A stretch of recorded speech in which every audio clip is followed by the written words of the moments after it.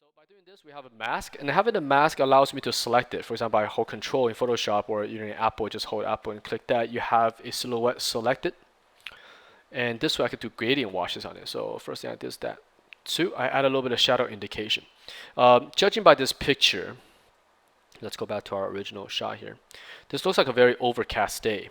You can see by the clouds here, it doesn't look like there's any kind of direct sunlight. And if I zoom into this photograph, there's no very much indicated shadows. I'm drawing these in, by the way, so you can kind of see there's nothing that kind of streaks across.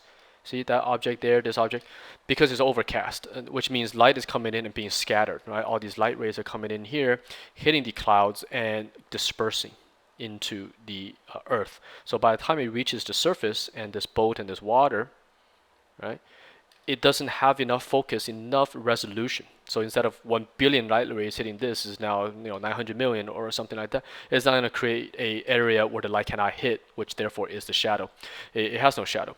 But what we're going to get is going to get some areas where the light absolutely cannot reach. For example, this here is actually not a shadow. It's just a reflection from the boat. But even so, by putting this creature here, let me put our line drawings back. Okay, give it the perspective line. Boom, boom.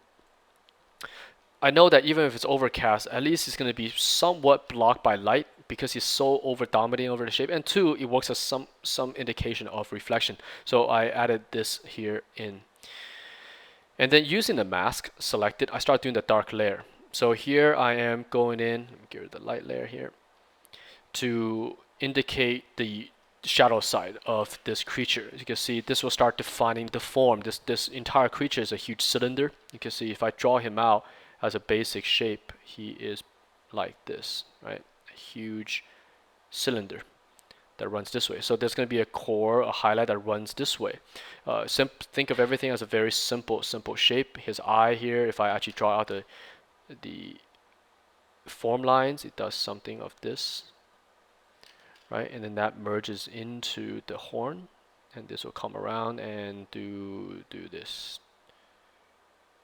Okay, so that's the form line. So these things you have to kind of read and understand, where his body is doing something like this. Okay, so you can see there's a bulge right there, and these are going to run in and do some cross section like so. Okay, so that's kind of a section line for him, almost like a 3D wireframe. All right, so that's the dark.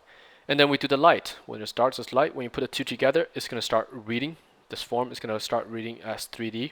And you can see in this object here, this is going to be the core of the cylinder. Here's the lightest part of the cylinder. So this part is receiving the most light. Here is not receiving the light. And even at this point, I start doing some reflected light. So we have primary light coming in from the sun, right? Even if it's scattered, it's a primary light. This here is a secondary light. So in the previous tutorial, before this one, oh man, that's bad handwriting. Let me write that a little better, right? Secondary light. Secondary light, unlike the sun, which is primary, yeah, heat into energy into light. Secondary light is a bounce. For example, the light source is not something that's created from a light bulb or a fire. Instead, a secondary light, a good way to think of it, is the bounce boards, the reflectors that the photographers have. So you have a light, the light shines on the reflector, and then that light is now bounced. This here is now a secondary light, because this is your primary. I just put P here.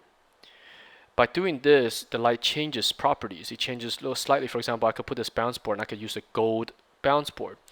That gold particles on there will be carried with the light. So this light coming off as a secondary light is no longer the same color or range or value as the primary. I can alter that. Same thing happens if I have a box sitting on the floor. Primary light comes in, but secondary light will hit that floor here and carry that and bounce into here, and depending on the material and intensity and the light of this surface here, that'll be carried into this surface, and vice versa. The box itself also bounce into the surface on the floor. So that's secondary light. In this case,